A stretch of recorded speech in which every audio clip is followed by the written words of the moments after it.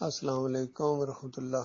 یہ آپ کی جو گفتگو ہوئی ہے اور آڈیو کلپس کا تبادلہ ہوا ہے، کوئی جاوید اقبال صاحب ہیں، یہاں شاید بحرین میں ہیں۔ دیکھیے، جب آپ نے شروع میں توحید کی بات کی، کڑاکے کی بات کی، کفر بالطاغوت کی بات کی، تو کس قدر یہ سیخ پا ہو گئے اور آگے سے کہنا شروع ہو گئے کہ کون سا شرک، سعودیہ میں تو کوئی شرک ہے ہی کوئی نہیں ہے، وہاں تو ہر چیز سنت کے مطابق ہے۔ اور پھر خود بھی آپ بعد میں کہنے لگے کہ وہ جو گنبد بنا ہوا ہے وہ تو 650 سال بعد میں بنایا گیا ہے۔ بھائی، بعد میں بنایا گیا ہے تو نبی علیہ السلام کی تعلیمات کے خلاف بنایا گیا ہے۔ اب کون سی مجبوریاں ہیں؟ اتنی بڑی حکومت ہے، اتنا بڑا ایک نظام چل رہا ہے، تو اگر آپ نبی علیہ السلام کی ایک سنت کے اوپر عمل نہیں کر سکتے ہیں، یعنی ایک خلاف سنت عمل ہو رہا ہے، اس کو آپ ہٹا نہیں سکتے ہیں، اور پوری دنیا میں جتنے یہ مزار اور گنبد پوجے جا رہے ہیں وہ اسی کو دلیل پکڑتے ہیں، تو بتاؤ پھر کہاں گیا آپ کا دین اور کہاں گئی آپ کی سنت؟ اور پھر انہوں نے وہ حدیث بھی پیش کی کہ نبی علیہ السلام نے دعا مانگی تھی کہ اے اللہ، میری قبر کو بت نہ بنانا کہ پوجی جائے، یعنی اس کا مطلب ہے جو قبر پوجی جائے وہ بت ہے۔ اور انہوں نے کہا کہ دیکھو، نبی علیہ السلام کی یہ دعا قبول ہو گئی، حالانکہ نبی علیہ السلام کی یہ دعا قبول نہیں ہوئی ہے۔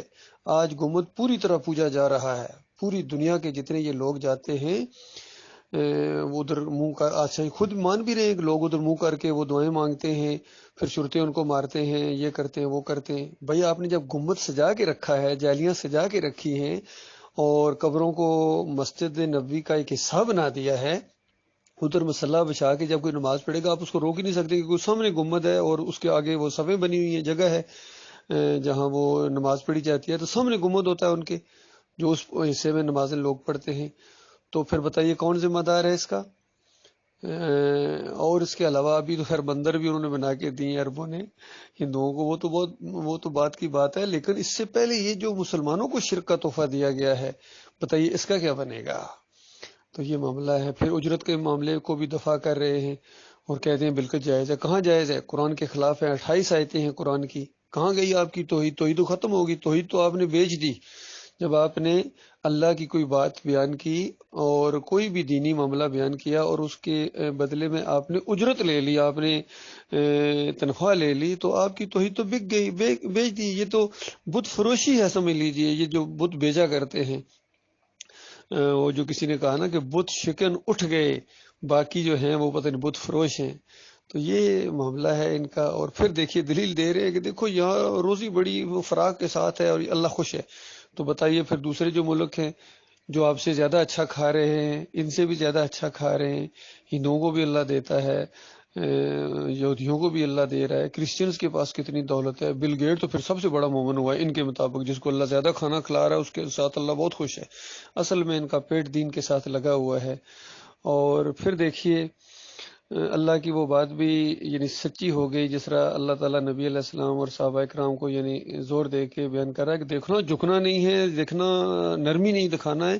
یہ تو یہ چاہتے ہیں کہ تم تھوڑی سی نرمی دکھاؤ تو یہ تمہارے دوست بن جائیں گے، یہ بھی نرمی دکھائیں گے، تو نرمی نہیں دکھانا ان کے معاملے میں، ایمان کے معاملے میں، توحید کے معاملے میں نرمی نہیں دکھانا ہے۔ اور آپ کا یہ جو آڈیو نیچے کلپ ہے نا، اس کے 1 منٹ اور 22 سیکنڈ کے اوپر آپ سنیں، جب آپ نے نرمی دکھائی نا تو حضرت صاحب بھی چاپلوسی پر آ گئے اور خوش ہو گئے آپ سے، آپ نے وہ نرمی دکھائی، وہاں سنیے دوبارہ، آپ نے اس کو کہا کہ ہاں آپ کی باتیں بھی صحیح ہیں، تو جب یہ بس معاملہ ہی ختم ہو گیا، ان کی باتیں صحیح نہیں، ان کی باتیں بالکل غلط ہیں، ان کی باتیں بالکل دوغلا انداز ہے، شرک کا دفعہ ہے، اور چونکہ یہاں ان کی روزی روٹی لگی ہوئی ہے، اب کیسے بولیں گے؟ تو یہ بالکل یہ غلط آپ نے الفاظ بولے ہیں، تبھی وہ نرمی پر اتر آئے ہیں۔ پھر جب لوسی والا انداز اختیار کر دیا انہوں نے اور پھر دوسری باتوں کی طرف لے آئے، یہاں یہ ہوتا ہے پتہ نہیں گوشت اتنے روپے کلو ہے اور اتنے فلز کا، اور وہ روٹی اتنے کی ہے۔ بھائی، روٹی تم میں مفت بھی کوئی حکومت اگر دے دے اور ساتھ ساتھ شرک آپ سے کروا رہی ہے، گنبد کی رکھوالی کروا رہی ہے، گنبد کی حمایت میں وہ آپ کو استعمال کر رہے ہیں، مولوی صاحب آپ کے منہ میں انہوں نے دیا ہوا ہے، اڈی دے کے بند کیا ہوا ہے، تو یہ کیسے آپ بولیں گے؟ بتائیے، آپ نہیں بول سکتے ہیں، آپ کی مجبوری ہے، یہ پیٹ آپ نے آگے کیا ہوا ہے اور اپنا دین پیچھے کر دیا، تو یہ تو بہت بڑے مجرم کی حیثیت سے اللہ کے ہاں پیش ہوں گے۔ کون سی توحید بتائیے، کدھر ہے توحید آپ کی، مجھے بتائیے. یہ پوری دنیا میں ذلت اور خواری آپ لوگوں کو مل رہی ہے. یہودی مارتا ہے، عیسائی مارتا ہے، دست بستہ غلام ہے ان کے، ہندو کے آنکھوں میں آنکھیں نہیں ڈال سکتے ہیں. تو یہ کون سی توحید ہے بتائیے. وہ توحید والے اٹھ گئے، وہ تھے تو وہ آبا تمہارے ہی، مگر تم کیا ہو. پیٹ دین کے اوپر کھاتے ہیں، اللہ کا نام لے کر کھاتے ہیں، رسول کا نام لے کر کھاتے ہیں. تو ٹھیک ہے، بات اب تک بنی ہوئی ہے، ان کی بات بنی ہوئی ہے. امت مسلمہ کی پٹائی ہو رہی ہے، ہر جگہ ان کو مار پڑ رہی ہے، ذلت اور خواری ہے. تو فرقے ہیں، مسلک ہیں.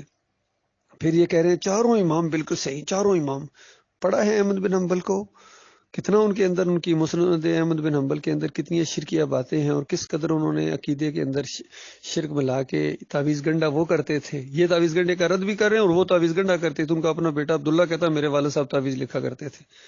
اجرت کے وہ بھی قائل تھے، عود روح القبر کے وہ بھی قائل تھے. یہ سارا شرک تو ان کے اندر موجود تھا.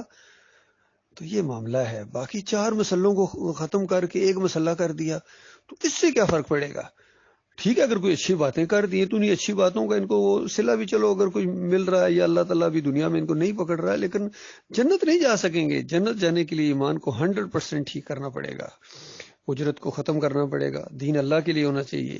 یہ کوئی دینداری نہیں ہے کہ آپ نماز پڑھانے کی اجرت لیں، پیسے لیں، تنخواہ لیں، اذان دینے کے پیسے لیں. یہ ایک سسٹم بنا دیا گیا. یہ آپ لوگوں کا بنایا ہوا سسٹم ہے، اللہ کا بنایا ہو تو نہیں. بتائیے بلال رضی اللہ عنہ کی کتنی تنخواہ تھی بھائی؟ عبداللہ بن ام مکتوم حالانکہ نابینا تھے پھر بھی اذان دیتے تھے. بتائیے ان کی کتنی تنخواہ تھی؟ حضرت صاحب فضیلت الشیخ القاب تو بڑے لیے ہوئے ہیں، ذرا بتائیے ان کی تنخواہ کتنی تھی.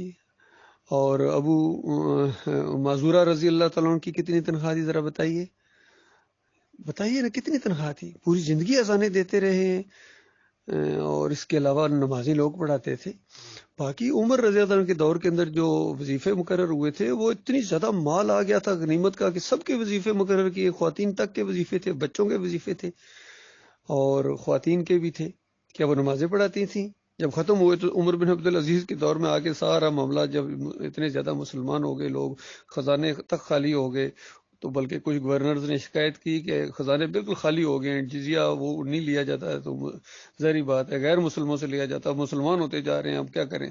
تو عمر بن عبدالعزیز نے کہا کہ خوش ہو جاؤ، نبی علیہ السلام یعنی اللہ کے یہ رسول ہیں کہ وہ خزانے بھرنے نہیں آئے تھے، مال اکٹھا کرنے نہیں آئے تھے. لوگ مسلمان ہو رہے ہیں الحمدللہ، بیت المال خالی ہو رہے ہیں الحمدللہ.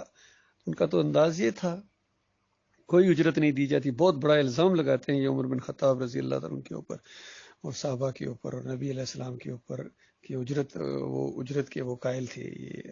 یہ تو ایک مزید ان کے اوپر ایلیگیشن لگے گی اللہ کے ہاں، جب ان کے جو الزام لگا رہے ہیں انبیاء کے اوپر، صحابہ اکرام کے اوپر. تو ان کی باتوں کے اندر مجھے بالکل وزن نہیں آیا، بلکہ دوگلا پن نظر آیا ہے. حق اور باطل کو ملانے کا حق ادا کر دیا انہوں نے. اللہ تعالیٰ ان کو ہدایت دے. ان کو سب سے پہلے ہدایت کی ضرورت ہے. جب تک یہ سیدھے نہیں ہوں گے عوام سیدھی ہو ہی نہیں سکتی ہے. یہ رکاوٹ ہے بیچ میں. اور پھر دیکھیے ایک اور انہوں نے علمی خیانت کی ہے. وہ مسعود BSc کو ہمارے ساتھ اٹیچ کر رہے ہیں، جماعت المسلمین والا. ہمارا اس سے کوئی تعلق ہی کوئی نہیں ہے.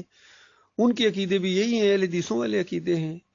تو ہمارا ان سے کیا تعلق ہے؟ ہم تو خالص قرآن اور حدیث کی بات کرتے ہیں. ہم مسلم ہیں. ہمارا مسلم ہونے یعنی نام ہمارا مسلم ہے، یا مسلمون یا مسلمین ہے، نام اللہ نے رکھا ہوا ہے. تو مسعود BSc کے ساتھ ہمارا کیا تعلق ہے؟ ہمارا اس سے کوئی تعلق نہیں ہے. اللہ تعالیٰ غور و فکر کرنے کی توفیق عطا فرمائے سب کو.